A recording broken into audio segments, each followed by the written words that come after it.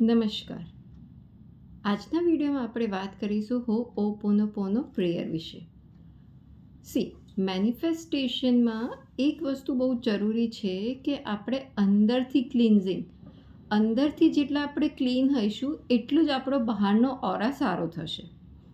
યથા દ્રષ્ટિ તથા સૃષ્ટિ. આપણે જેવી નજરથી દુનિયાને જોઈએ છે એવું આપણને દેખાતું હોય છે. હવે કોઈ પાસ્ટના એવા એક્સપિરિયન્સીસ હોય કે કોઈકે કંઈક કહ્યું હોય પાસ્ટમાં, જે વસ્તુ આપણે કોન્શિયસલી કે અનકોન્શિયસલી આપણા સબકોન્શિયસ માઇન્ડમાં સેટ જતી હોય છે, જેનો આપણને ખ્યાલ પણ નથી હોતો, અને એ આપણી વિચારધારણા બની જતી હોય છે કે હા, આ વસ્તુ આવી થઈ છે એટલે આવું જ થશે.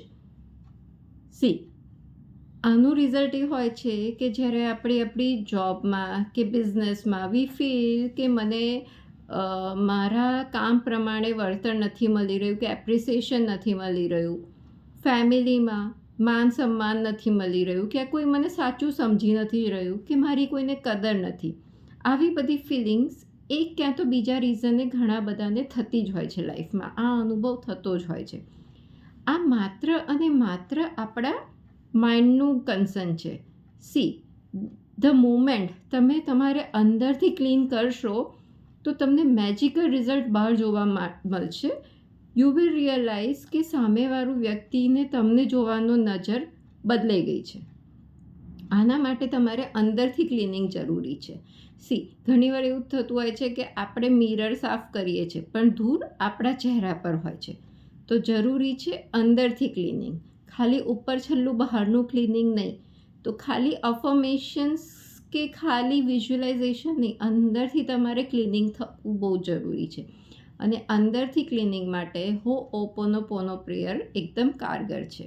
આ પ્રેયર વિશે તમે સાંભળ્યું જ હશે. આ એક હવાઈ પ્રેયર છે, પણ આ એટલી જ કારગર છે આપણને અંદરથી પૂરેપૂરું ક્લીન કરવા માટે. અને જ્યારે આપણે અંદરથી ક્લીન થઈએ છીએ તો આપણો ઓરા ચેન્જ થાય છે અને આપણી મેનિફેસ્ટેશન જર્ની બહુ ઇઝી થઈ જતી હોય છે. બિકોઝ આપણે એક સેમ લેવલના એનર્જી જોડે વાઇબ્રેશનમાં મેચ થતા જઈએ છીએ. કારણ કે અંદરથી ક્લિનિંગ થયા પછી આપણને એ વસ્તુ ઘણા લેવલે ક્લિયર થઈ જતું હોય છે કે this was just because of my negative thinking, nothing else. તો એટલા માટે આ હો'ઓપોનોપોનો પ્રેયર કરવી બહુ જરૂરી છે. આ પ્રેયરમાં 4 સેન્ટેન્સીસ છે. I am sorry, please forgive me, thank you, I love you.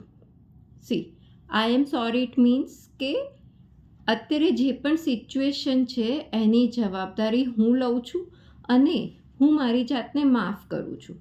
Because આપણે લાઈફમાં જે પણ નેગેટિવ કે પોઝિટિવ સિચ્યુએશન ફેસ કરતા હોઈએ છીએ તેના માટે માત્ર અને માત્ર આપણે રિસ્પોન્સિબલ હોઈએ છીએ. ધ મોમેન્ટ આપણે બ્લેમ ગેમ બંધ કરી દઈશું કે આના લીધે મારે આ રિઝલ્ટ આવ્યું, કે આના લીધે હું આ કામ ના કરી શકી, એ બધી જ્યારે પણ આપણે બ્લેમ ગેમ બંધ કરીશું તે જ મોમેન્ટથી આપણે અંદરથી એકદમ ક્લીન થઈ અને આપણો ઓરા ચેન્જ થશે, પોઝિટિવિટી વધશે અને એ રીતેનું માઇન્ડ ચેન્જ થઈ અને આપણે એકોર્ડિંગલી એક્શન્સ લેવા માંડીશું. આપણે આપણી રિસ્પોન્સિબિલિટી જાતે લઈશું અને જ્યારે આપણે જાતે લઈશું ત્યારે આપણે એના માટે એક્શન પણ લઈશું. Blame game is a very easy.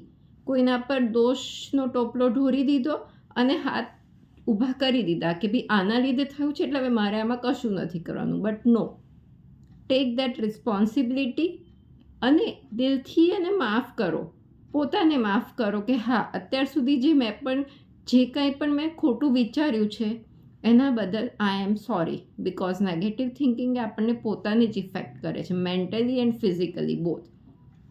તો take that responsibility. I am sorry for all the negative thinkings અને હું એની રિસ્પોન્સિબિલિટી લઈ અને એને જતું કરું છું. Next step is please forgive me. એ બદલ હું પોતાને માફ કરું છું. માફી આપવી બહુ જરૂરી છે. એનાથી જ આપણા મનનો ભાર હળવો થતો હોય છે. You will feel relaxed.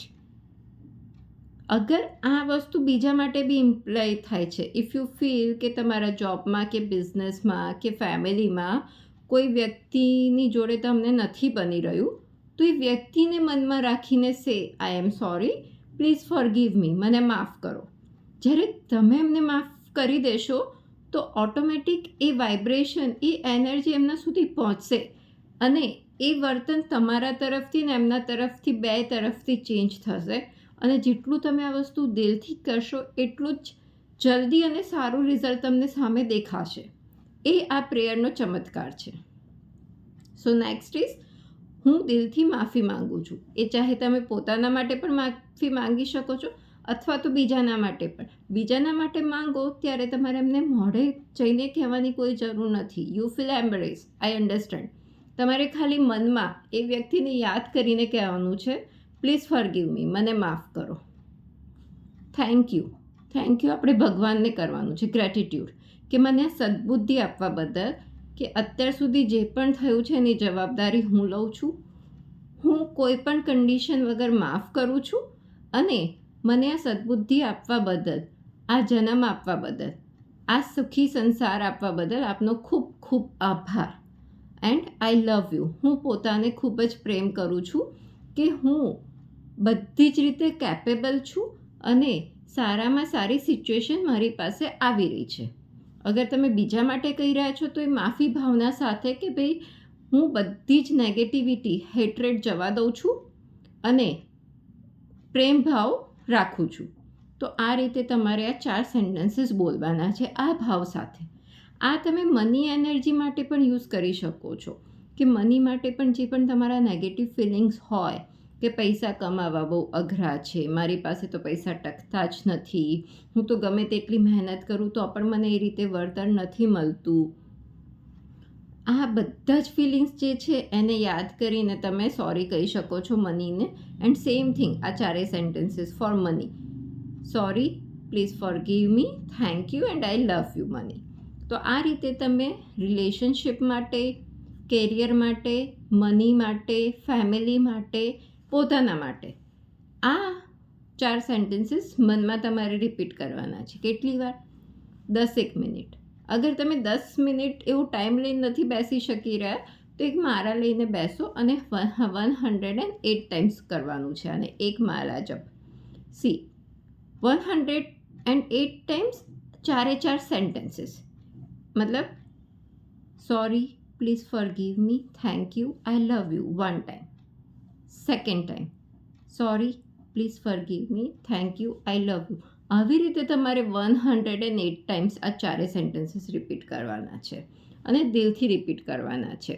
અને પછી જુઓ તમે તમારા ઓરામાં ચેન્જ, તમારી આજુબાજુના ચેન્જીસ, તમારી આજુબાજુના લોકોમાં ચેન્જીસ. ઘણા કેસીસમાં તો નેક્સ્ટ ડે જ રિઝલ્ટ આવતું હોય છે કે યસ, કોઈ જોબમાં કે કોઈ બિઝનેસમાં કોઈકની જોડે કોઈક મિસઅન્ડરસ્ટેન્ડિંગ થઈ, જ્યાં આપણો વાંક ના હોય તો પણ આપણે વાંકમાં આવી ગયા હોઈએ અને આ હોપોનોપોનો રાત્રે પ્રેયર કરવા ઘરે આવ્યા પછી પ્રેયર કર્યા પછી નેક્સ્ટ જ રિઝલ્ટ મળ્યા છે કે યસ, ઓલ ઓફ સડન એવી સિચ્યુએશન ક્રિએટ થાય કે જેમાં તમે બિલકુલ નિર્દોષ સાબિત થઈ અને શાંતિથી એ સિચ્યુએશનમાંથી બહાર આવી જતા હો છો.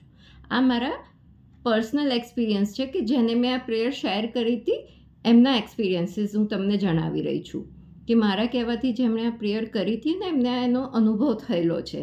તો આ એકચ્યુઅલમાં લાઈફ એક્સપિરિયન્સ છે કે ધીસ પ્રેયર વર્ક્સ. તો તમને અંદરથી ઇન્ટરનલી ક્લીન કરશે.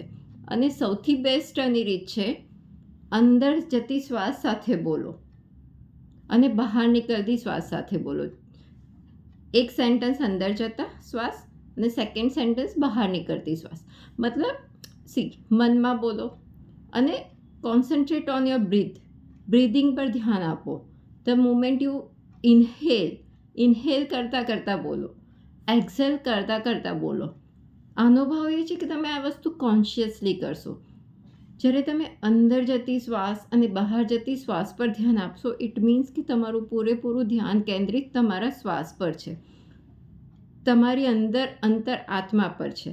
અને જ્યારે જે વસ્તુ પૂરેપૂરી અંદરથી આવતી હોય છે તો એ વસ્તુ ડાયરેક્ટ ભગવાન જોડે કનેક્ટ થતી હોય છે અને એ વસ્તુ આપણને 100% પોઝિટિવ રિઝલ્ટ આપતું હોય છે. તો આ પ્રેયરને આવી રીતે પોઝિટિવલી દિલથી સારા ઇન્ટેન્શનથી કરો અને આપના અનુભવો મારી સાથે શેર કરો. ફરી મળીશું નેક્સ્ટ વિડીયોમાં.